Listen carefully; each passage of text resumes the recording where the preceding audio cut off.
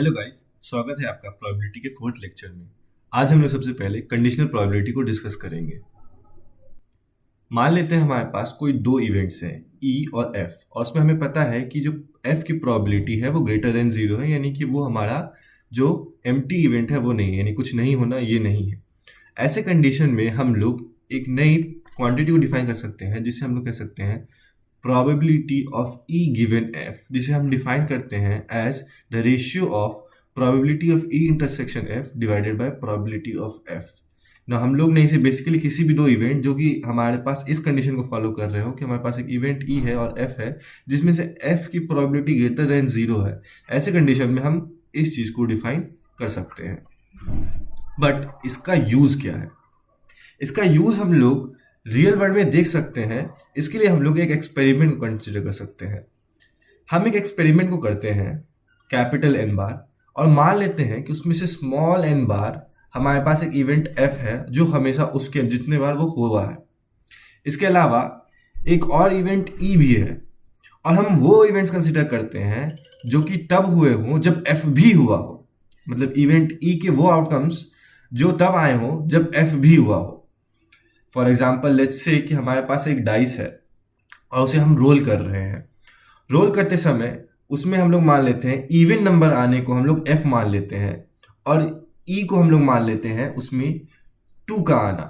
तो ऐसे कंडीशन में हमारे पास जब भी हम डाइस को रोल करेंगे तो हमारे पास कई बार इवन नंबर्स आएंगे, उनमें से कुछ बार हमारे पास जो है वो 2 आया होगा। तो ऐसे कंडीशन में हम लोग देख सकते हैं कि हम लोग एक प्रोबेबिलिटी को कैलकुलेट कर सकते हैं कि मान लेते हैं हमें ये पता है कि जब हमने डाइस रोल किया तो हमें इवन नंबर ही आया, और वैसे केस में हमारे पास 2 आने की क्या प्रोबेबिलिटी है।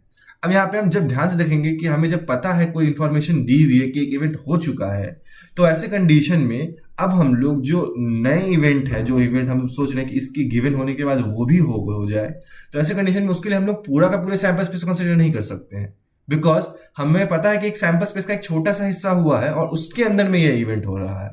तो ऐसे कंडीशन में जब हमें इस चीज को कैलकुलेट करना है कि अब उस नए इवेंट के ई के होने की क्या प्रोबेबिलिटी है गिवन कि एफ हो चुका है, इसके लिए हम लोग ये देखेंगे कि एफ कितनी बार हुआ है और ई उसमें से उन दोनों ई और एफ दोनों एक साथ कब हुए हैं, और फिर इन दोनों के रेशियो कंसीडर करेंगे। सो हमारी जो प्रोबेबिलिटी है उसको हम लोग इस कंडीशन में कह सकते हैं कि गिवन हमारे पास ई हो रहा है, जब एफ गिवन है कि हमारे पास हो चुका है, तो हम देखेंगे कि एम हमारे पास एफ कितनी बार हुआ है और उसको हम ई उसके साथ कब हुआ है उससे डिवाइड कर देंगे, मतलब एम डिवाइडेड बाय एन यहाँ पे कैलकुलेट करेंगे। बट हम इन दोनों ही क्वांटिटीज को कैपिटल एन से डिवाइड कर सकते हैं। कैपिटल एन क्या है, तो हम लोग जितनी बार एक्सपेरिमेंट को किया था, अगर हम इनको डिवाइड करेंगे और इस पूरे क्वांटिटी का लिमिट लेंगे तो हम ये बात ऑब्जर्व करेंगे कि ये हमारा वो एम जो है यहाँ पर वो नंबर ऑफ टाइम्स है जहाँ पर ई और एफ दोनों हुए हैं, ई इंटरसेक्शन एफ हुआ है, और उसको हम सैंपल जितने हम लोग ने जितने बार ट्रायल किया उससे डिवाइड कर रहे हैं। तो लिमिट में ये पी ई इंटरसेक्शन एफ को अप्रोच करेगा बाय डेफिनेशन कि हम लोग जो एक्सियोमेटिक जो हम लोग ने एक्सपेरिमेंटल प्रोबेबिलिटी की डेफिनेशन देखी थी, और उसी ढंग से ये वाली क्वांटिटी जो है उसमें हम लोग ने लिया है N divided by capital N, and that is कि हमारे पास एफ होने की क्या प्रोबेबिलिटी है, तो ये एफ होने की प्रोबेबिलिटी को अप्रोच करेगा। तो जब हम लोग ये इस चीज को देखेंगे कि क्या प्रोबेबिलिटी है कि ई हो रहा हो गिवन एफ हो रहा हो, जब एफ हो रहा है तो ऑब्वियसली ई और एफ दोनों एक साथ हो गए होंगे गिवन कि अगर एफ हो चुका है, तो इसका मतलब है कि ई इंटरसेक्शन एफ कितनी बार हुआ है उसको डिवाइड दे देंगे हम लोग कि एफ कितनी बार हुआ है, और उसी को हम लोग देखा कि हम लोग कैपिटल एन से डिवाइड दे सकते हैं और ये रेशियो इस चीज को अप्रोच करेगा। And that is why it makes sense कि हम लोग इस ढंग से एक क्वांटिटी को डिफाइन करें, जहां पर ये नोटेशन हमें बता रहा है कि ई के होने की क्या प्रोबेबिलिटी है गिवन कि एफ हो चुका है। इसे हम ऐसे भी समझ सकते हैं कि जब हम कोई इवेंट एक्सपेरिमेंट कर रहे हो और हमें पता है कि कोई इवेंट हो चुका है उस एक्सपेरिमेंट के दौरान में, और हम लोग को सिर्फ उसी को कंसीडर करना है जिनमें कि वो इवेंट हो चुका है, ऐसे कंडीशन के अंदर में ऐसे बहुत सारे इवेंट्स होंगे जो एफ बार के अंदर में होंगे, यानी वो इवेंट्स जिसमें कि एफ नहीं हुआ है उनको हम कंसीडर ही नहीं कर रहे हैं। इसका मतलब है कि अब हमारे पास जो भी पॉसिबल आउटकम्स है वो सिर्फ और सिर्फ एफ के मौजूद है, जितने भी आउटकम्स हमारे पास है उनमें एफ का होना जरूरी है। सो हमारे पास all possible outcomes given F हो चुका है। उस कंडीशन में अगर हम किसी इवेंट के निकाल रहे हैं तो उसके लिए जितने भी पॉसिबल आउटकम्स हैं वो सभी के सभी एफ के आउटकम्स हो जाएंगे। और वैसे कंडीशन में हम लोग फिर ई की प्रोबेबिलिटी को जब कैलकुलेट करेंगे तो हम लोग उससे उसको डिवाइड देंगे, ना कि हम लोग टोटल सैंपल स्पेस से डिवाइड देंगे। इसीलिए हम लोग यहाँ पर m बाय n कर रहे हैं। और उसीलिए जब हम लोग ऊपर नीचे कैपिटल N से डिवाइड दे देते हैं तो ये प्रोबेबिलिटी को अप्रोच कर रहा है। अब बिकॉज हम लोग इस एक्सपेरिमेंटल अप्रोच को, जो हमारा ये एक्सपेरिमेंटल अप्रोच है, उसे हम लोग यहाँ पे नहीं कंसीडर कर रहे हैं, बल्कि हम लोग ने एक एक्सियोमेटिक अप्रोच लिया है जिनमें उसकी कुछ प्रॉपर्टीज आ रही है। इस कारण से हम लोग डायरेक्टली इसको ऐसे डिफाइन करते हैं रादर देन इस चीजों को डिफाइन करने के। तो ये हमारी कंडीशनल प्रोबेबिलिटी का एक्सियोमेटिक डेफिनेशन हो गया। आइए अब हम इस पे एक क्वेश्चन करके देखते हैं। मान लेते हैं हमारे पास एक गर्ल है जो कि एक काम को कर रही है और उसे करने में उसे एट मैक्स 1 घंटे लगेंगे, और 1 घंटे के अंदर में वो काम की अपनी स्पीड के अनुसार किसी भी समय के अंदर में अपने काम को कंप्लीट कर सकती है। तो ऐसे कंडीशन में हमें कहा जा रहा है कि उसकी जो काम करने की जो प्रोबेबिलिटी है x घंटों से कम के अंदर में, यहाँ x जो है वो 0 से 1 के अंदर के बीच में आ रहा हो, वो x/2 है। अगर हम ध्यान से देखेंगे तो एक्चुअली थोड़ा सा सेंस बनाता भी है, क्योंकि अगर हम सपोज दैट यहाँ पे आधे घंटे में रखते हैं कि आधे घंटे के अंदर में ही वो अपने काम को कंप्लीट कर लेती है, तो उसकी 1/4 प्रोबेबिलिटी है। ऑब्वियसली हमारे पास कोई काम है तो उसे बहुत कम टाइम के अंदर में कम कर, उसके आधे टाइम के अंदर में ही लगभग कम कंप्लीट कर पाना, इसकी प्रोबेबिलिटी जो है हमारे पास वो लगभग बहुत कम होगी। तो हमारे पास 25% चांसेस है। अब 0 घंटे में ही काम कर लेना ये तो इम्पॉसिबल है, तो यहाँ पे 0/2 0 प्रोबेबिलिटी है, जो सेंस भी बनाती है।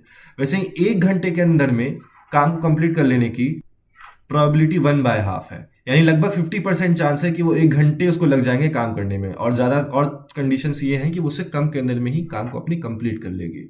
डेट मीन्स ज़्यादातर चांसेस ये है कि उसे लगभग पूरे के पूरे 1 घंटे ही लग जाएंगे, या 1 घंटे से थोड़ा ही कम उसको लगभग टाइम लगेगा अपने पूरे काम को करने के लिए। नाउ अब हमें क्वेश्चन ये पूछा गया है कि मान लेते हैं कि ये हमें बात पता है कि वो लगभग 0.7 आवर्स यानी 3/4 ऑफ आवर्स इतने टाइम तक वो काम कर रही थी, इतना मुझे पता है। ऐसे कंडीशन में क्या प्रोबेबिलिटी है कि उसे पूरा का पूरा 1 घंटा लग गया हो अपने काम करने में, यानी कि वो लगभग पूरे के पूरे 1 घंटे इतना काम करते ही जा रही थी, इसकी क्या प्रोबेबिलिटी है। तो यहाँ पे हमें बेसिकली यही कह दिया गया है कि हमें कंडीशन दे दी गई है कि सपोज दैट कि ये हमें पता है कि ये हो चुका है, तो ऐसी कंडीशन में उसके पूरे समय तक काम करने की क्या प्रोबेबिलिटी, यानी ये अब इस नए इवेंट के होने की क्या प्रोबेबिलिटी होगी, गिवन कि वो पहला वाला इवेंट हो चुका है। तो हमारे पास जो गिवन इवेंट है वो ये है कि उसने 0.75 आवर्स काम किया, लेकिन अभी तक उसका काम खत्म नहीं हुआ है। दैट मीन्स हम उसे बी मान लेते हैं कि अब तक 0.75 आवर्स तक काम करने के बावजूद भी उसका काम खत्म नहीं हुआ है। और ए यहाँ पे मान लेते हैं जो इवेंट हमें निकालना है, दैट इज कि वो पूरे समय तक काम करते रहेंगे, that she was working for the whole time. Now हम इन दोनों को ही ध्यान से देखें तो हम प्रोबेबिलिटी निकाल सकते हैं। सबसे पहले हम बात करते हैं कि बी की प्रोबेबिलिटी कैसे निकालेंगे, इस बात से कि वो 0.75 आवर्स तक काम करते ही चली गई, यानी 3/4 तक काम करते ही चली गई, इसकी क्या प्रोबेबिलिटी होगी। बट हम इसके उल्टे को सोचते हैं कि वो 0.75 आवर्स तक उसे काम नहीं करना पड़ा, 0.75 आवर्स तक वो काम करते चली गई और उसके बाद भी वो काम करते रही। इसका ऑपोजिट ये होगा कि 0.75 आवर्स से कम के अंदर में उसने अपना काम कंप्लीट कर लिया। तो इसे मैं प्रोबेबिलिटी ऑफ बी को ऐसे लिख सकता हूँ 1 माइनस प्रोबेबिलिटी कि उसने 0.75 आवर्स से कम के टाइम के अंदर में अपने काम को कंप्लीट कर लिया। बिकॉज हम लोग जानते हैं कि किसी भी इवेंट जो होता है उसका एक कॉम्प्लीमेंट यानी कि उसके न होने की probability 1 minus probability of that event होती है। तो हम लोग यहाँ पे वही किया है। तो बी का प्रोबेबिलिटी यानी कि ये प्रोबेबिलिटी कि वो 0.75 आवर्स या उससे ज़्यादा तक काम करते रह गई है, ये होगी 1 माइनस द प्रोबेबिलिटी कि उसने 0.75 आवर्स तक के अंदर में ही अपना काम खत्म कर लिया, यानी 0.75 आवर्स उससे ज़्यादा काम नहीं करना पड़ा। तो इसीलिए हम लोग इसे इस ढंग से लिख सकते हैं। बट अपने काम को 0.75 आवर्स या उससे कम के अंदर में करने की प्रोबेबिलिटी इस फॉर्मूले के हिसाब से 0.75/2 हो जाएगी, and that makes this probability 1.25/2। Now अब हम दूसरी चीज को कंसीडर करते हैं, probability of A intersection B. Because हमें निकालना है प्रोबेबिलिटी ऑफ ए की गिवन बी हो चुका है, बी हमारा हमें पता है कि हो चुका है, उसे 0.75 आवर्स लग गए और अब तक उसका काम खत्म नहीं हुआ है, और हमें जानना है कि उसके पूरे टाइम तक काम करने की क्या प्रोबेबिलिटी है। तो मैं इसे बाय डेफिनेशन लिख सकता हूँ कि probability of A intersection B by probability of B होगा, जहाँ पे प्रोबेबिलिटी ऑफ बी को हम लोग ने कैलकुलेट कर लिया। अब हमारे पास हमें probability of A intersection B को कैलकुलेट करना है। तो हमें देखना है कि probability of A intersection B क्या होगा, और ए इंटरसेक्शन बी का मतलब होगा कि दोनों ए और बी एक साथ हो रहे हो। दैट मीन्स कि 0.75 आवर्स या उससे ज़्यादा तक वो काम कर रही है, और साथ ही साथ उसे पूरा का पूरा टाइम भी लग गया काम करने में। तो ऑब्वियसली ये दोनों एक साथ तभी होंगे जब उसे पूरा का पूरा टाइम लग गया हो, बिकॉज जब पूरा का पूरा टाइम वो कर रही काम करने में उसे लग गया होगा तो उसे 0.75 आवर्स से भी ज़्यादा टाइम लगा होगा काम करने में, और साथ साथ पूरा का पूरा टाइम भी लगा होगा काम करने में। सो हम लोग कह सकते हैं कि ए और बी का जो इंटरसेक्शन है वो एक्चुअली में ए ही होगा, बिकॉज दोनों के इंटरसेक्शन को फॉलो करने वाला सिर्फ हमारा ए ही इवेंट है। तो हम इसे प्रोबेबिलिटी ऑफ ए लिख सकते हैं, प्रोबेबिलिटी ऑफ इंटरसेक्शन बी को। बट प्रोबेबिलिटी ऑफ ए क्या है कि उसे पूरा का पूरा टाइम लग गया हो, यानी कि उसे पूरा 1 घंटा लग गया हो काम करने में, उसकी प्रोबेबिलिटी होगी 1/2। एंड जब हम इन दोनों को यहाँ पे रखते हैं तो उससे हमें पता चलता है उसे 0.8 प्रोबेबिलिटी है कि उसे पूरा का पूरा टाइम लग गया हो उसको कंप्लीट करने में, गिवन कि 0.75 आवर्स तक वो लगभग ज़रूर काम कर रही थी। ये सेंस भी बनाता है बिकॉज हम लोग ने अभी जस्ट देखा था कि इसे ज़्यादातर कंडीशन ये है कि उसे लगभग 1 घंटे काम करना ही पड़ेगा, क्योंकि 50% प्रोबेबिलिटी थी उसे 1 घंटे काम करना पड़ेगा। लेकिन अब हम ये जानते हैं कि 0.75 आवर्स तक उसे काम जरूर किया ही है, तो इसके बाद और पूरे 1 घंटे तक काम करने की उसकी प्रोबेबिलिटी ज़्यादा होगी। अब हम लोग इसके बाद कंडीशनल प्रोबेबिलिटी की डेफिनेशन से मदद से एक ऐसी एक्सप्रेशन को डिराइव करेंगे जो कि बहुत ज़्यादा इंपॉर्टेंट है। मान लेते हैं हमारे पास ई और एफ दो इवेंट्स हैं, तो ऐसे कंडीशन में हम लोग पी ई गिवन एफ, इसको हम लोग इस तरह से लिख सकते हैं, probability of E intersection F by P F. लेकिन इसके अलावा हम लोग प्रोबेबिलिटी ऑफ एफ गिवन ई इसको भी डिफाइन कर सकते हैं इस तरीके से। अगर हम इन दोनों में ही देखेंगे तो हम ये बात ऑब्जर्व करेंगे दैट हमारे पास एक probability of E intersection F का टर्म है, वैसे यहाँ पे भी हमारे पास है। और अगर हम ध्यान से देखेंगे, अगर हमें इसकी प्रोबेबिलिटी और इसकी प्रोबेबिलिटी पता है तो हम इसको कैलकुलेट कर सकते हैं। अगर हम इसको उधर भेज देते हैं तो हमारा एग्जैक्ट फार्मूला कुछ इस ढंग का बनेगा, that probability of E intersection F is probability of E given F into probability of F. That means कि हमारे पास जो गिवन है उसको हम लोग मल्टीप्लाई कर दें अपने कंडीशनल प्रोबेबिलिटी से, इससे हमें उन दोनों की इंटरसेक्शन की प्रोबेबिलिटी मिल जाएगी। और इसी ढंग से हम इधर भी कर सकते हैं, जहाँ पर प्रोबेबिलिटी ऑफ एफ गिवन ई से हम लोग प्रोबेबिलिटी ऑफ ई को मल्टीप्लाई कर देंगे, तो ऐसे कंडीशन में हमें दोनों के इंटरसेक्शन की प्रोबेबिलिटी मिल जाएगी। सो इससे हमें ये पता चल रहा है कि अगर हमें इंटरसेक्शन के बारे में कई बार जब हमें सही से नहीं पता होगा तो हम लोग को अगर इनमें से कोई प्रोबेबिलिटी पता है तो उसके थ्रू हम लोग इंटरसेक्शन की प्रोबेबिलिटी को कैलकुलेट कर सकते हैं। So this helps in calculating the probability of intersection.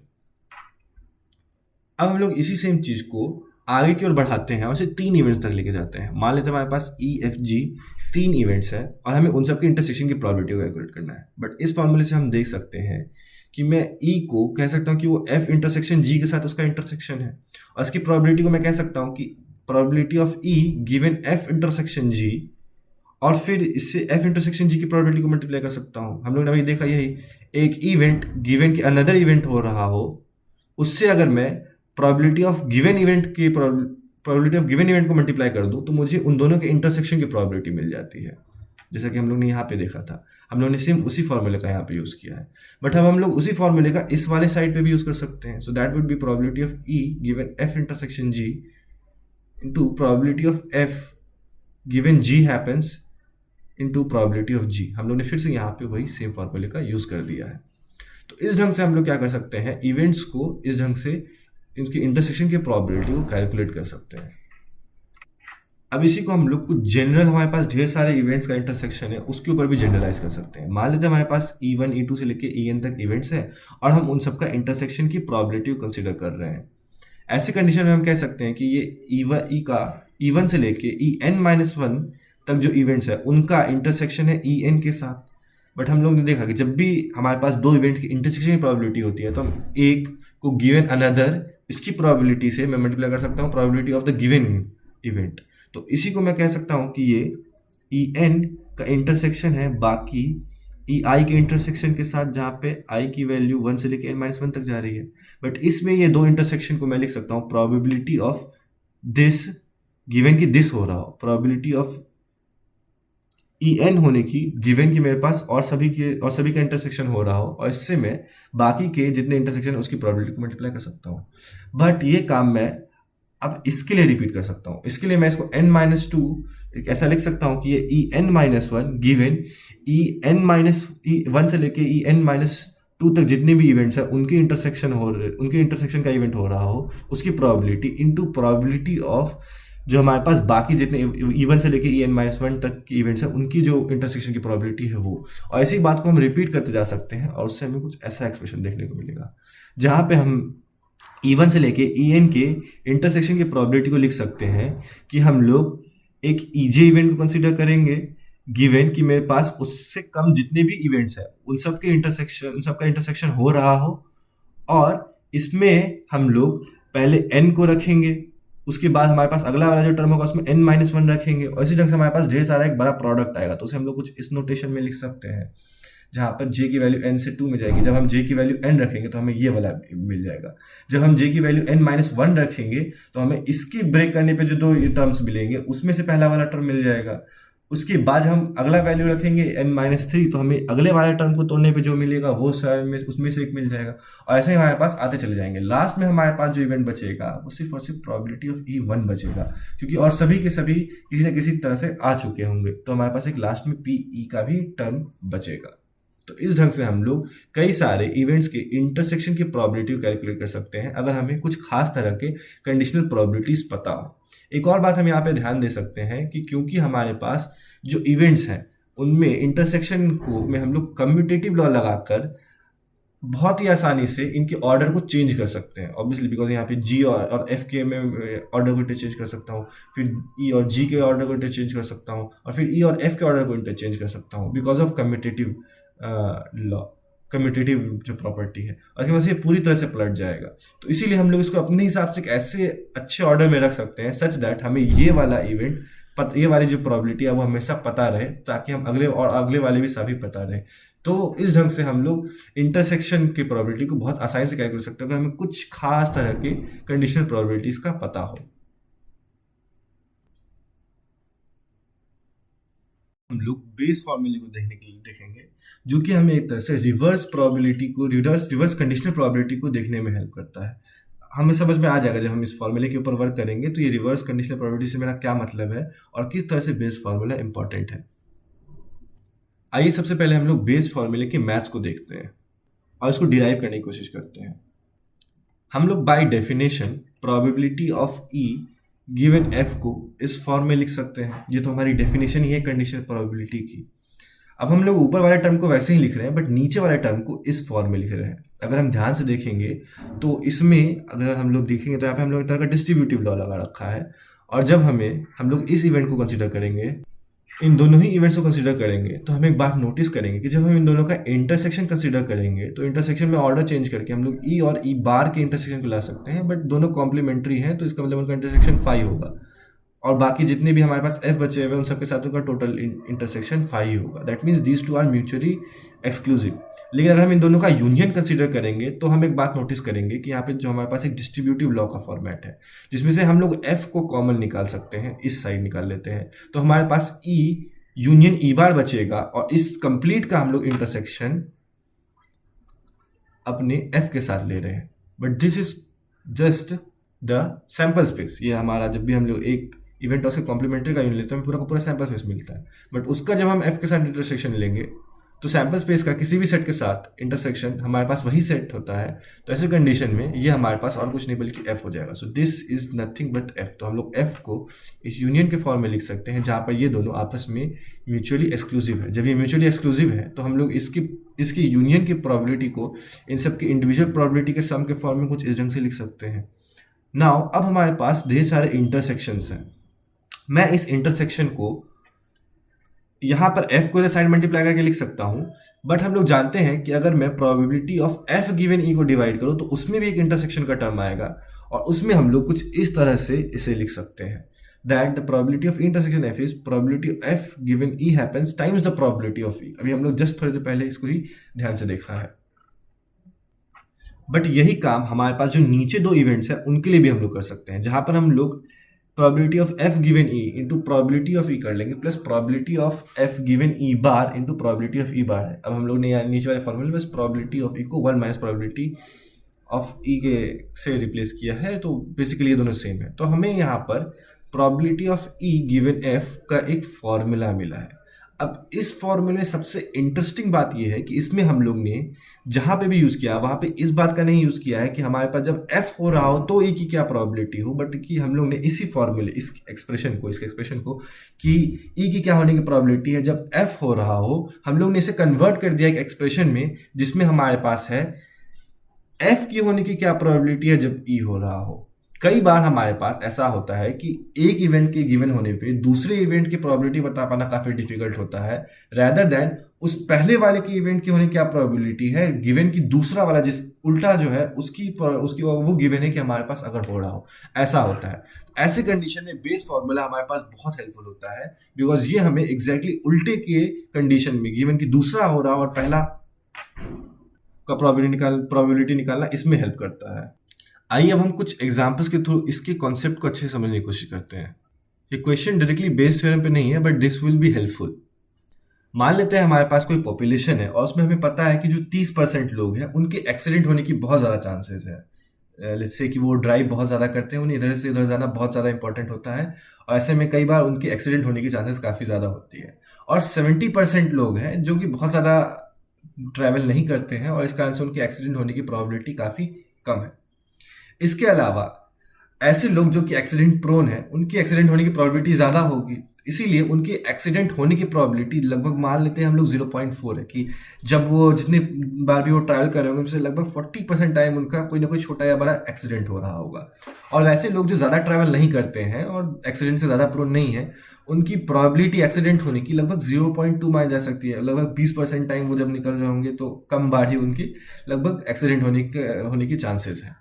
तो ऐसी कंडीशन में क्या प्रोबेबिलिटी है कि अगर हम एक रैंडम पर्सन को उठाते हैं तो उसका कोई एक्सीडेंट हो सकता है या नहीं। ऐसे कंडीशन में हम लोग कैसे डिफाइन करेंगे, कैसे इस चीज को कैलकुलेट करेंगे? अगर हम ध्यान से देखेंगे तो यहाँ पर हमें किसी भी के भी एक्सीडेंट होने की जो प्रोबेबिलिटी है वो डायरेक्टली नहीं बताई गई है कि कोई रैंडम पर्सन चुनने पे क्या होगा। हमें ये बताया गया कि अगर इस ढंग का पर्सन एक्सीडेंट होने की ज़्यादा प्रोबेबिलिटी है और इस ढंग के पर्सन के एक्सीडेंट होने की कम प्रोबेबिलिटी है। तो ऐसे कंडीशन में क्या कंडीशन है कि एवरेज क्या होगा कि उनकी प्रोबेबिलिटी कि किसी पर्सन का एक्सीडेंट हो जाए। हम लोग एक ढंग से यहाँ पे वो क्वेश्चन पूछ रहे हैं। तो हम लोग सबसे पहले कुछ इवेंट्स को सपोज कर लेते हैं। हम लोग मान लेते हैं बी कि एक ऐसा पर्सन कि किसी भी पर्सन के एक्सीडेंट होने की प्रोबेबिलिटी के इवेंट को मान लेते हैं और हमें इसी की प्रोबेबिलिटी कैलकुलेट करना है। ओके, लेट्स से हमारे पास एक ए इवेंट है कि एक पर्सन जो कि हम लोग पॉपुलेशन से लेते हैं उसकी रैंडमली चोजन वो एक्सीडेंट प्रोन है, इसकी प्रोबेबिलिटी। तो हम लोग यहाँ पर कह सकते हैं बिकॉज 30% ऑफ द पॉपुलेशन मेरा एक्सीडेंट प्रोन है, तो पी ऑफ ए जो है हमारे पास वो हमारे पास 30% हो जाएगा, जिसको मैं 0.3 भी लिख सकता हूँ। इसी ढंग से इसी पॉपुलेशन में से एक एक्सीडेंट प्रोन व्यक्ति को नहीं चुनने की प्रोबेबिलिटी 70% है, यानी 0.7। नाउ अब हम लोग देख सकते हैं कि हम लोग प्रोबेबिलिटी ऑफ बी को probability of B intersection A plus probability of B intersection A bar लिख सकते हैं। अब ऐसा क्यों? हम लोग यहाँ पे इस बात को कंसीडर कर सकते हैं कि इन दोनों का जब हम यूनियन कंसीडर करेंगे तो हमारे पास एक डिस्ट्रीब्यूटिव लॉग का फॉर्मेट आएगा जिसमें से हम बी को बाहर निकाल सकते हैं और हमारे पास ए और ए बार का यूनियन बचेगा कुछ इस फॉर्म में। बी इंटरसेक्शन ए का यूनियन में बी इंटरसेक्शन ए बार के साथ ले रहा हूँ, तो इसको मैं लिख सकता हूँ B union A intersection A bar. जब हम इसे एक्सपैंड करेंगे तो हमें एग्जैक्टली यही मिलेगा, but this term is again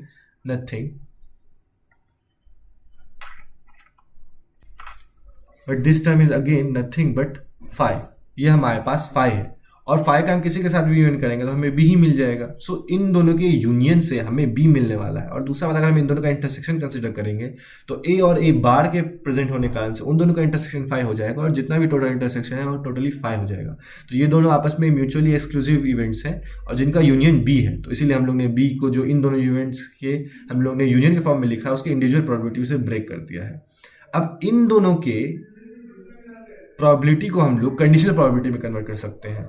इसको हम कन्वर्ट कर सकते हैं कि बी गिवन ए हो रहा है उसकी प्रोबेबिलिटी इनटू प्रोबेबिलिटी ऑफ ए, और सिमिलरली हम लोग ए बार के लिए क्या कर सकते हैं, प्रोबेबिलिटी ऑफ बी गिवन कि ए बार हो चुका है into probability of A bar.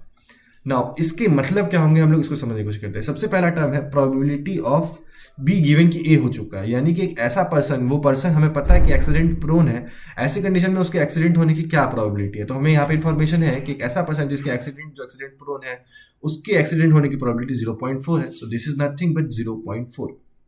Next हमारे पास पी ऑफ ए है, यानी कि हमारे पास एक एक्सीडेंट प्रोन पर्सन होने की प्रोबेबिलिटी, बट उसको तो हम लोगों ने जस्ट देखा कि वो 0.3 है, तो हम लोग यहाँ पे 0.3 लिख सकते हैं।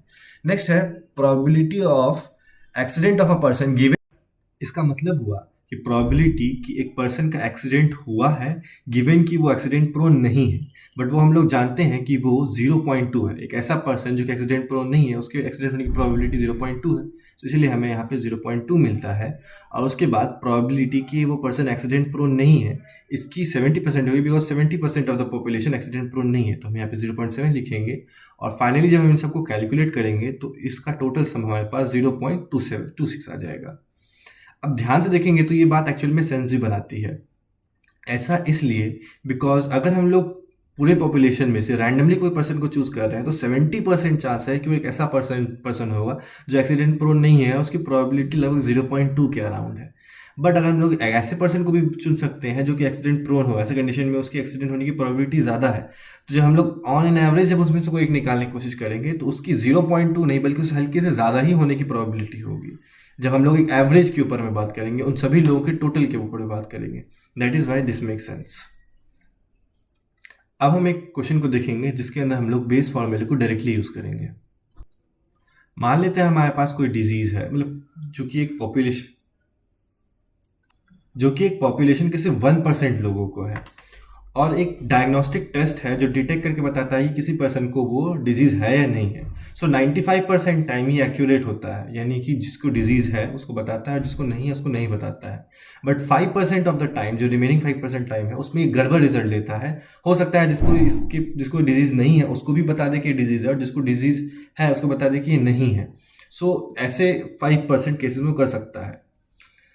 अब हमें पता लगाना है कि सपोज दैट किसी पर्सन ने इसका टेस्ट करवाया और उसे निकला कि एक्चुअली उसको ये डिजीज़ है, ये टेस्ट बता रहा है, तो हमें देखना है कि क्या उस पर्सन को एक्चुअली में डिजीज़ है भी या नहीं। बिकॉज हो सकता है कि वो पर्सन जो हो वो फॉल्स पॉजिटिव वाला केस हो, वो बाकी के 5% वाला केस जिसके अंदर में उसने वो टेस्ट करवाया और उसकी गलत रिजल्ट आ गया, उसे डिजीज़ नहीं था फिर भी उसे रिजल्ट आ गया। सो हमें पता करना है कि क्या प्रोबेबिलिटी है कि अगर एक हमारे टेस्ट में आ रहा है कि हमें पॉजिटिव है तो वो टेस्ट सही है, उसको एक्चुअली में वो डिजीज़ है भी या नहीं। अब हम यहाँ देख सकते हैं क्लियरली हमें एक कंडीशनल प्रोबेबिलिटी निकालने के लिए दिया है, इसीलिए हम लोग दोनों इवेंट्स को पहले कुछ सपोज कर लेते हैं ताकि हमें आगे से लिखने में कन्वीनियंस हो। जैसे हमें यहाँ पे कैलकुलेट करना है कि एक पर्सन को एक्चुअल डिजीज़ है, इसकी प्रोबेबिलिटी कैलकुलेट करना है, तो हम ए इवेंट मान लेते हैं कि पर्सन को एक्चुअल में वो डिजीज़ है, और बी है कि गिवन उसके बाद टेस्ट पॉजिटिव आया है, तो हम लोग उसको बी इवेंट मान लेंगे बिकॉज ये हमारे पास गिवन इवेंट है।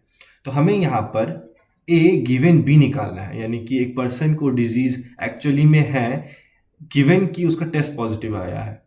बट एक्चुअली हम ध्यान से देखेंगे तो यहाँ पे हमें जो रिवर्स कंडीशनल प्रोबेबिलिटी है बी गिवन ए, कि एक पर्सन उसे एक्चुअल में डिजीज़ है और उसका टेस्ट पॉजिटिव आया है, इसकी प्रोबेबिलिटी हमें 95% टाइम पता है, बिकॉज 95% ऑफ द टाइम वो एक्यूरेट रहता है। तो अगर उसको एक्चुअली डिजीज़ है तो उसके पॉजिटिव आना, यानी कि जो हमारा टेस्ट उसका सही होना, वो 95% है उसका चांस। तो ये हमें पता है, लेकिन हमें ये निकालना है। तो हम यहाँ पे क्लियरली देख सकते हैं कि हमें रिवर्स कंडीशनल प्रोबेबिलिटी जो हम लोग टर्म यूज़ कर रहे थे वो हमें यहाँ पे क्लियरली निकालने के लिए मिल रहा है, जिसमें हमें ये तो नहीं पता बट ये हमें पता है।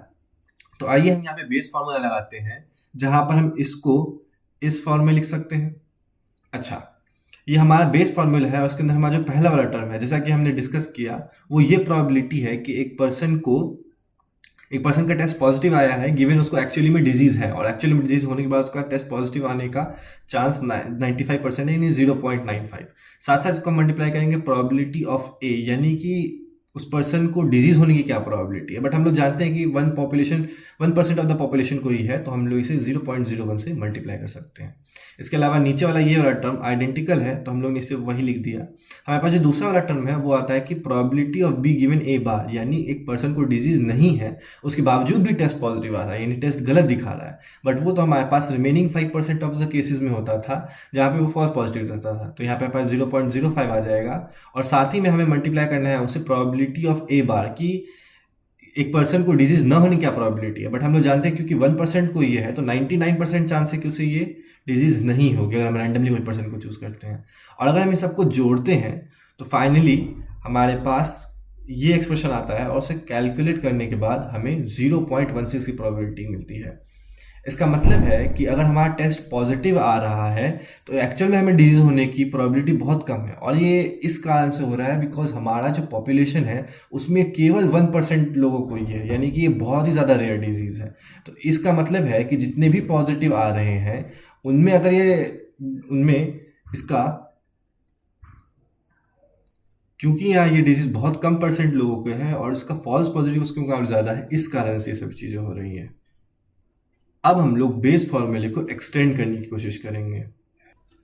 हम लोग अब तक सपोज दैट जब probability of A given B दिया था तो हम ए को दो अलग अलग हिस्से ए और ए बार के अंदर कन्वर्ट करते थे और उससे इस फॉर्मूले को हम लोग कंसिडर करते थे। बट हम लोग देखेंगे कि हम लोग यहाँ पर इसको और भी अलग अलग टुकड़ों में ब्रेक कर सकते हैं जो कि आपस में म्यूचुअली एक्सक्लूसिव हो, जो कि अलग अलग हो, जैसे ए और ए बार, और साथ ही साथ ये मिलके हमें पूरा का पूरा सैम्पल स्पेस, जैसे कि ए और ए बार आपस में मिलके सैम्पल स्पेस दे देंगे यूनियन करने के बाद। अगर इनको फॉलो करने वाले हमारे पास ए और ए बार तो उसको फॉलो करेंगे, बट हमारे पास सपोजिट इससे ज़्यादा है अलग अलग जो कि ऐसा कर रहे हैं, तो उसमें भी हम लोग बेस फॉर्मूले का एक फॉर्मुलेशन निकाल सकते हैं। हम लोग उसको देखते हैं। मान लेते हैं हमें कोई EI इवेंट की प्रोबेबिलिटी निकालनी है गिवन कोई F इवेंट हो चुका है।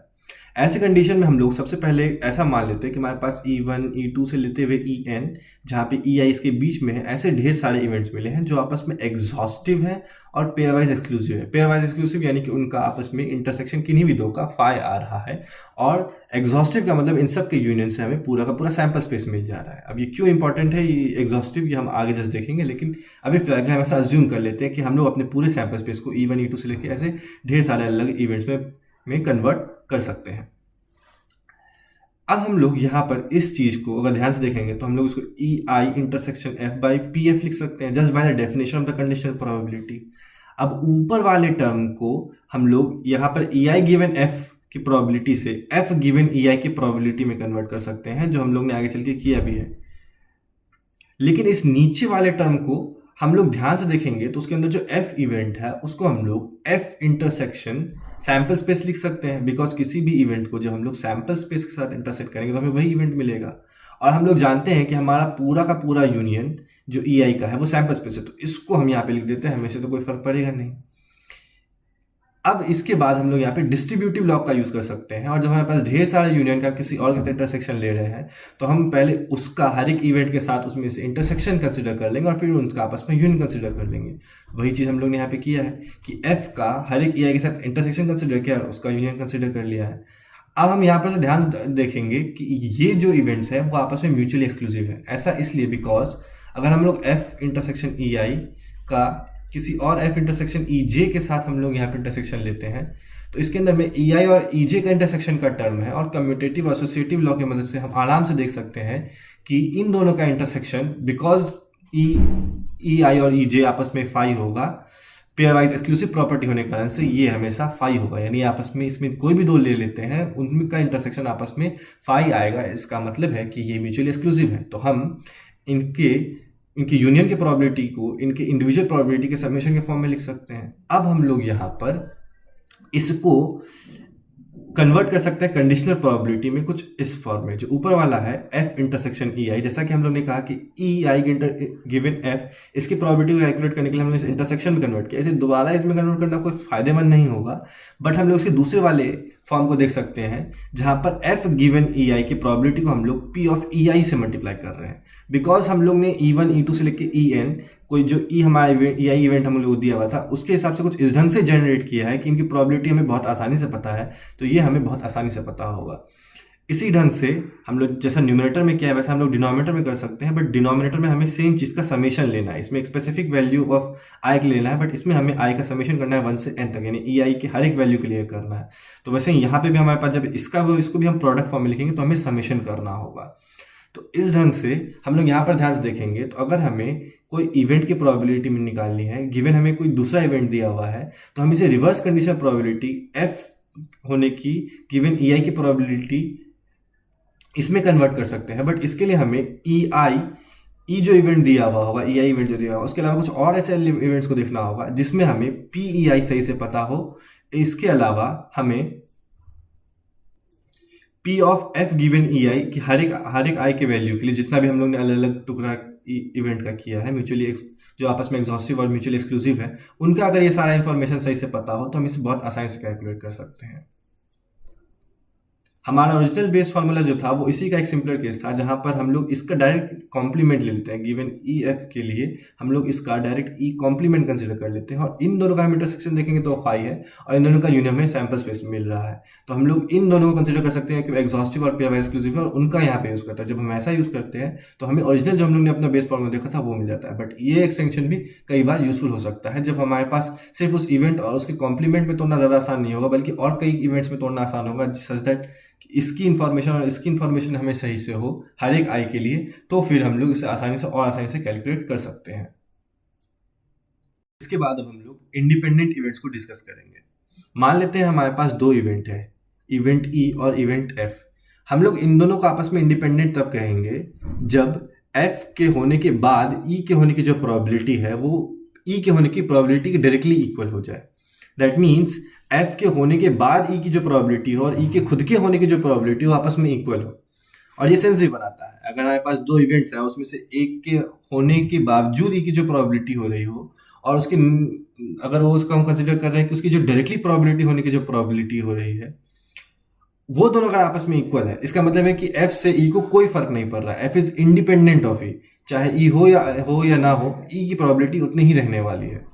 तो हम लोग इस ढंग से इंडिपेंडेंट इवेंट्स को डिफाइन करते हैं। नाउ अब हम लोग यहाँ पे कंडीशनल प्रोबेबिलिटी का डेफिनेशन लगा सकते हैं, और इसको हम लोग इस फॉर्म में लिख सकते हैं, जहाँ पर पी एफ हमारे पास ग्रेटर देन 0 होगा। बट हम लोग पी एफ को इधर साइड भेज सकते हैं और उससे हमें ये एक्सप्रेशन देखने को मिलेगा, जो कि हमें बताता है कि दो इवेंट्स ई और एफ आपस में इंडिपेंडेंट तब होंगे जब उनका इंटरसेक्शन का प्रोबेबिलिटी उनकी इंडिविजुअल प्रोबेबिलिटी के प्रोडक्ट के इक्वल हो जाए। So P of E intersection F is equal to P E into P F, मतलब कि दोनों इवेंट्स हमारे पास क्या होंगे, इंडिपेंडेंट हो जाएंगे। तो इस ढंग से हम लोग कोई भी दो इवेंट हो उसको आपस में वो इंडिपेंडेंट कब होंगे नहीं होंगे ये बता सकते हैं। अगर हम लोग ध्यान से देखेंगे तो ओरिजिनल डेफिनेशन जो कि ये थी, और ये जो हमें फाइनल रिजल्ट मिला है जिसका कि हम लोग ज़्यादा यूज़ करेंगे, उन दोनों में एक बहुत ध्यान देने वाला डिफरेंस है। पहले वाले डेफिनेशन के अंदर में ई और एफ के बीच में हमें बस ये पता चल रहा है कि E is independent of F, F के होने या ना होने से ई को कोई फर्क नहीं पड़ रहा है। बट जो दूसरे वाला फॉर्मूला है वो ई और एफ के बीच में सिमेट्रिक है। अगर हम ई और एफ को आपस में बदल देंगे तो हमारा ये जो पूरा स्टेटमेंट है वो वही का वही रह जाएगा। एंड दैट मीन्स कि ये जो है ये हमें बताता है कि ई अगर एफ से इंडिपेंडेंट है तो ऑटोमेटिकली एफ भी ई से इंडिपेंडेंट होगा। दैट मीन्स दो इवेंट में से अगर एक इवेंट दूसरे से इंडिपेंडेंट है तो दूसरा भी होगा। दैट मीन्स इट्स सिमेट्रिक कि ई और एफ या तो दोनों ही एक दूसरे से इंडिपेंडेंट होंगे या दोनों ही नहीं होंगे। सो हमारा जो इंडिपेंडेंट इवेंट्स का डेफिनेशन है उसके लिए हम लोग कई बार इसका फॉर्मूले का यूज़ करेंगे, जो हमें इसमें सिमेट्री को भी ज़्यादा अच्छे से रिफ्लेक्ट करके दे रहा है। मान लेते हैं हमारे पास दो से ज़्यादा इवेंट्स है, ऐसे कंडीशन में हम लोग कैसे डिफाइन करेंगे कि हमारा इवेंट जो है वो आपस में इंडिपेंडेंट है। अगर हमारे पास दो से ज़्यादा इवेंट्स है इसका मतलब है किसी भी एक इवेंट को दूसरे से कोई हमारे पास फ़र्क नहीं पड़ना चाहिए। बट सिर्फ इतना ही नहीं है, इसके अलावा अगर हम कई सारे इवेंट्स को इंटरसेक्शन करा के भी कोई नया इवेंट जनरेट कर ले उससे भी हमको कोई फ़र्क नहीं पड़ना चाहिए। तो जब हम लोग एक ग्रुप ऑफ इवेंट्स को आपस में इंडिपेंडेंट कहेंगे तो हम लोग सिर्फ ये नहीं कहेंगे कि उनमें से हर पेयर आपस में इंडिपेंडेंट है, बल्कि हम उनमें से कई का इंटरसेक्शन भी आपस में ले ले, वो भी दूसरे किसी से इंडिपेंडेंट होना चाहिए, तभी हम कहेंगे कि वो पूरी तरह से आपस में इंडिपेंडेंट है। तो इसीलिए हम लोग यहाँ पर E1 से लेके EN तक मान लेते हमारे पास कोई भी इवेंट्स है तो हम लोग क्या करते हैं इसमें से EI1 EI2 से लेते हुए EIK तक कुछ इनमें से इवेंट्स को चुन लेते हैं, ढेर सारे इवेंट्स को, और उसको भी हम लोग ने I1 I2 से लेते IK तक ढेर सारा एक नंबरिंग कर दिया है।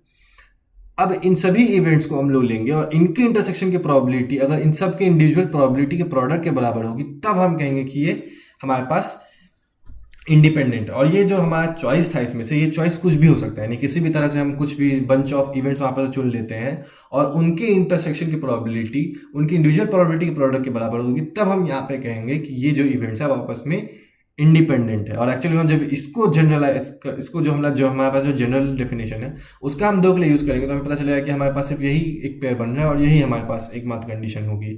बट जब हम लोग के पास एक से दो से ज़्यादा इवेंट्स होंगे तो ऐसे कंडीशन में हमारे पास ये वाला जनरल कंडीशन होगा और इसमें सिर्फ एक कंडीशन नहीं बल्कि उससे ज़्यादा कंडीशंस होंगे। इसको हम लोग मैथमेटिकली कुछ इस फॉर्म में भी लिख सकते हैं, जहाँ पर हम लोग ने ढेर सारे ई आई इवेंट्स का इंटरसेक्शन कंसिडर किया है, जहाँ आई जो है वो कैपिटल आई से बिलोंग कर रहा है और आई क्या है तो बस इनमें से कुछ सबसेट है। यानी हम लोग ने बेसिकली इन नंबर्स में से कुछ सबसेट उठाए हैं और उन इंडेक्स वाले इवेंट्स को चुना है। यानी बेसिकली इन सभी इवेंट्स में से इनमें से एक सबसेट को उठा लिया और उसके इंटरसेक्शन को देखा है और उसकी प्रोबेबिलिटी उन सभी प्रोबेबिलिटी के इंडिविजुअल प्रोबेबिलिटीज़ के प्रोडक्ट के बराबर होगा। ये हमारा प्रोडक्ट जो होता था उसके जो ढेर सारे का प्रोडक्ट होता था उसके लिए हमारे पास ये नोटेशन था जिसको हम लोगों ने पहले ही डिस्कस कर रखा है। तो इस ढंग से हम लोग इस फॉर्मूले को सिंपल वे में भी लिख सकते हैं। सो इस ढंग से हम लोग डिसाइड करते हैं कि हमारे पास ढेर सारे इवेंट हो अगर दो से ज़्यादा तो ऐसे कंडीशन में वो इंडिपेंडेंट है या नहीं है उसे कैसे डिटरमाइन करेंगे। अब हम लोग एग्जाम्पल समझते हैं कि कैसे हम लोग डिसाइड करेंगे कि दो इवेंट्स इंडिपेंडेंट है या नहीं है। मान लेते हैं हमारे पास एक डेक है 52 कार्ड्स के जिसको वेल सफल्ड कर दिया गया है, उसे बहुत अच्छे से मिला दिया गया है और हमें देखनी है एक इवेंट कि हम जब उसमें से एक कार्ड निकाले तो हमारे पास जो जैक कार्ड है जे वो आ जाए और दूसरा कि हम लोग जब उसमें से एक कार्ड निकाले तो वो स्पेड्स आ जाए और हमें देखना है कि ये दोनों क्या आपस में इंडिपेंडेंट है या नहीं है। और एक्चुअली हम ध्यान से देखेंगे तो ये दोनों इंडिपेंडेंट है। एक जैक का निकालने का एक स्पेड से निकालने से कोई लेना देना नहीं है, इन द सेंस कि अगर हम लोग एक जैक निकाल रहे हैं कार्ड से तो उसमें स्पेड्स कितने हैं नहीं है उसका कोई फर्क नहीं पड़ेगा। और वैसे ही इसके साथ भी अगर हम लोग ध्यान से देखते हैं यहाँ पर तो सबसे पहला जो है वो प्रोबेबिलिटी हम लोग ई की कैलकुलेट करते हैं। जो ई की प्रोबेबिलिटी है वो है कि जे जो हमारा जो जैक कार्ड है वो निकालना। बट हम लोग जानते हैं कि हमारे टोटल 52 में 4 कार्ड जैक होते हैं और हर कार्ड के हम लोग चूंकि वेल सफल्ड डेक है और हम लोग रैंडमली चूज कर रहे हैं तो हमारे पास हर कार्ड को चुनने की सेम इक्वली लाइकली होंगे सब, तो इसीलिए हम लोग इसे डायरेक्टली 4 डिवाइडेड बाय 52 कह सकते हैं और वो 1/13 हो जाएगी। इसके अलावा जो हमारे पास स्पेड्स चुनने की प्रोबेबिलिटी है उसको अगर हम ध्यान से देख कैलकुलेट करेंगे तो एक वेल शफल्ड कार्ड के अंदर में टोटल 13 कार्ड्स होते हैं जो स्पेड्स होते हैं।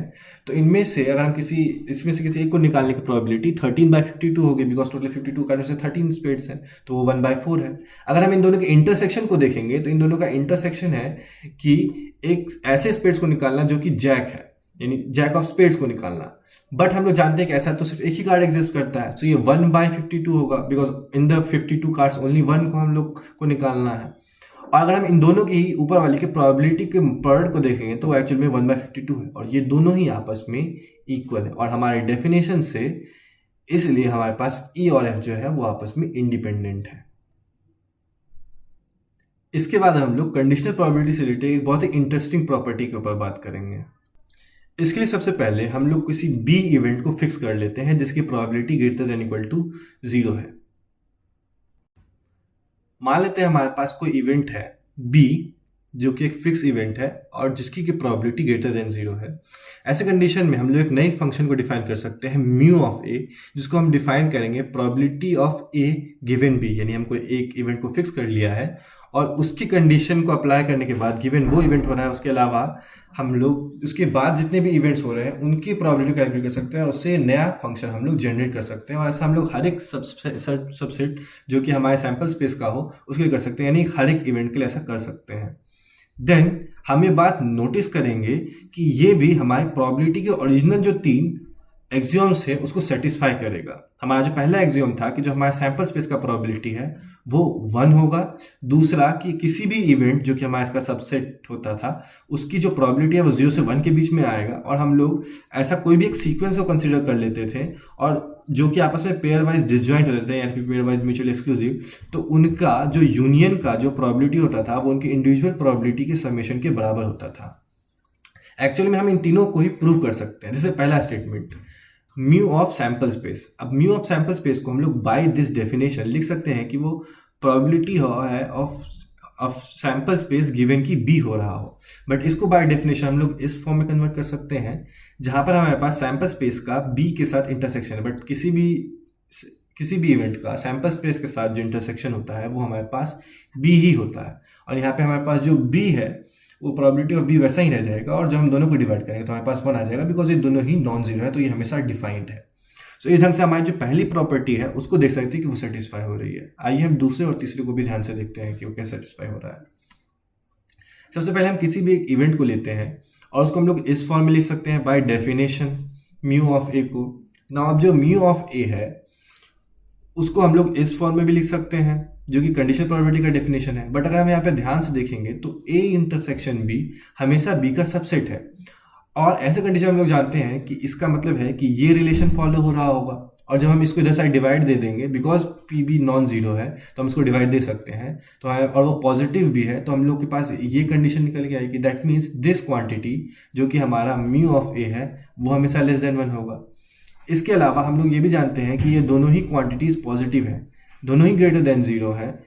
एक हो सकता है कि जो हमारे पास यहाँ न्यूमरेटर है वो ग्रेटर देन इक्वल भी 0 हो सकता है, लेकिन न्यूमरेटर जो डिनोमिनेटर है वो तो हमेशा ग्रेटर देन 0। अब चूंकि हम लोग दोनों को ही पॉजिटिव से डिवाइड कर रहे हैं या फिर 0 को पॉजिटिव से डिवाइड दे रहे हैं, उन दोनों ही कंडीशन में जो क्वांटिटी मिलेगी वो या तो पॉजिटिव होगी या 0 के बराबर होगी। इसका मतलब वो ग्रेटर देन इक्वल टू 0 होगी। तो ये भी हमारे पास सेटिस्फाई हो रहा है कि ये कंडीशन होगी हमारे पास।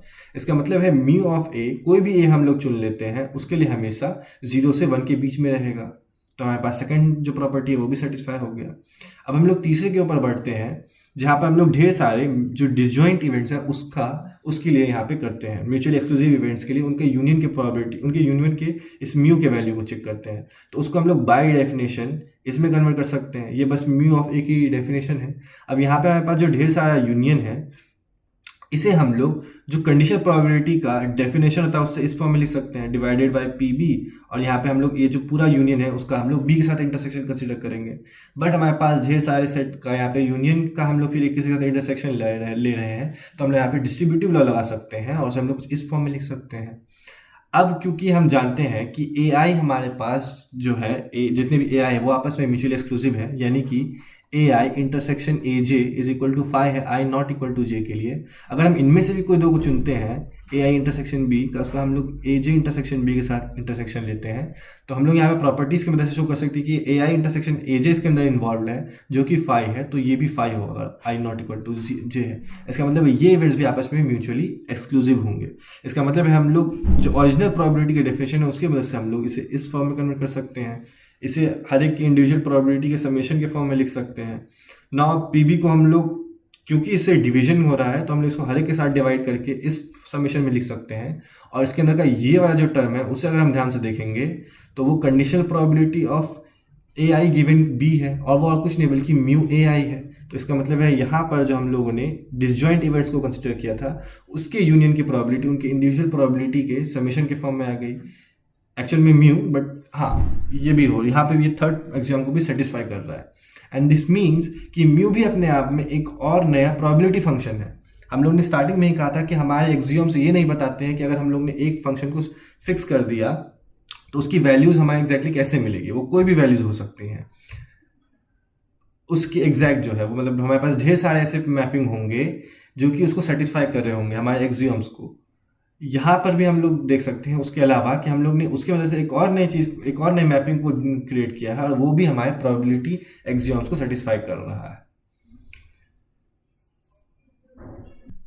तो आज हम लोग ने कंडीशनल प्रोबेबिलिटी को देखा, बेस फॉर्मूले को देखा, इसके अलावा उनके कुछ एग्जांपल्स को किया।